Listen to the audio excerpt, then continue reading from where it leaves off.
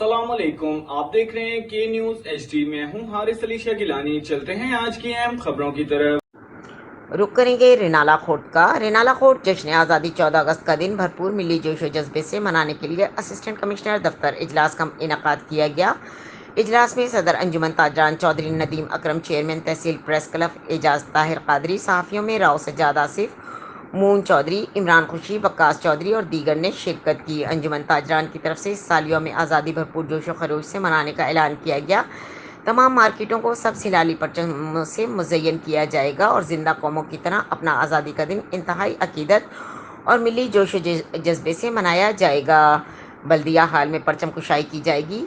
CEO बल्दिया की तरफ से शहर में सफाई सुथराई की बेहतरीन इंतजामात की यकीन दहानी करवाई गई। अंजुमन ताजरान के सदर नदीम अकरम चौधरी की तरफ से इस साल हर दुकान पर सब परचम लगाने का अज़्म भी किया गया है। मजीद खबरों और अपडेट्स के लिए हमारे साथ रहिएगा। तब तक के लिए अपना ख्याल रखिएगा। अल्लाह हाफिज।